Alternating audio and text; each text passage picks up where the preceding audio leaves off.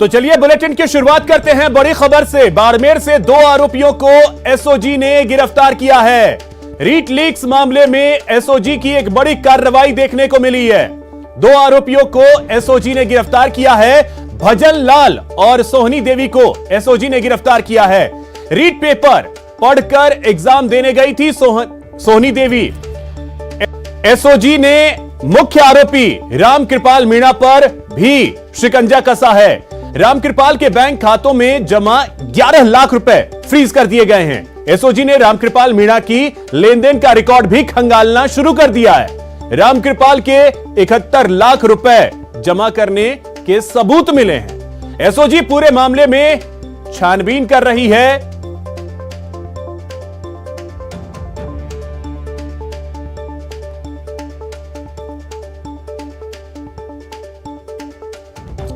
तो आपको बता दें कि लगातार एक्शन में है एसओजी की टीम। अधिक जानकारी के साथ सहयोगी प्रेमदान देथा हमारे साथ बाड़मेर से जुड़ गए हैं। प्रेमदान, क्या अपडेट आपके पास?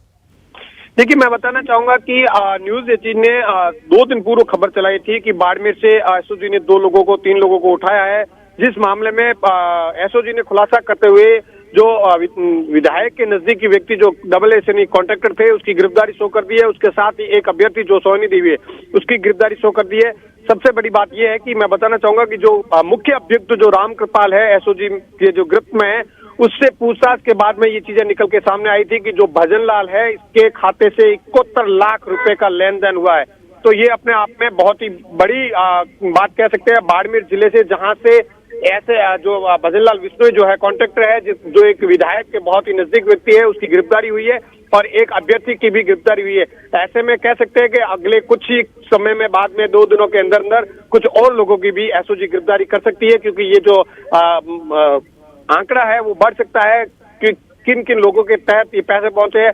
मैं बताना चाहूंगा कि जो सोहनी देवी है ये दोरीमना थाना क्षेत्र के अजानियों की ढाणी की निवासी है, जो अभ्यर्थी है जिसको नकल करवाने के लिए पैसे दिए गए थे रामकृपाल को। तो ये जो खाते का लेन देन है ये भजन लाल के खाते से हुआ है।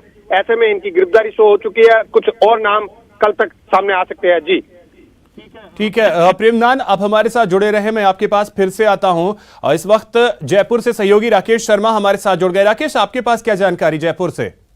हाँ बिल्कुल, देखिए जिस तरीके से एसओजी इस पूरे प्रकरण की जांच कर रही है और मुख्यमंत्री ने खुद इस मामले में गंभीरता दिखाई है, उसके बाद में ऐसे जो अभ्यर्थी जिन्होंने पेपर खरीदा है या इस पूरे प्रकरण में शामिल हैं, उनकी धरपकड़ पूरे राज्य में एसओजी द्वारा की जा रही है। इनकी संपत्ति जो है उस पर भी उस एसओजी की नजर है। तो जो रामकृपाल मीणा है, इसने जो रीट का पेपर जितने लोगों को बेच किया और उससे जो पैसा आया था वो 71 लाख रुपए के आसपास जो एसओजी के इसको दस्तावेज मिल गए। और दूसरा, इसके खाते से 11 लाख रुपए जो है एसओजी ने फ्रीज कर दिए हैं। यानी जो इसकी और कितने लोगों से लेन देन हुई है, इसकी मोबाइल और जो डिजिटल डाटा है उसको खंगाला जा रहा है।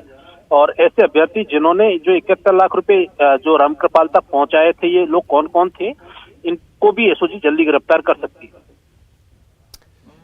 बिल्कुल। और एक और चीज प्रेमदान, आपको मेरी आवाज मिल रही है? प्रेमदान,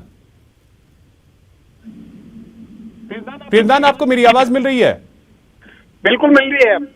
और प्रेमदान, भजन लाल के अकाउंट से कितने की लेनदेन की बात सामने आई थी?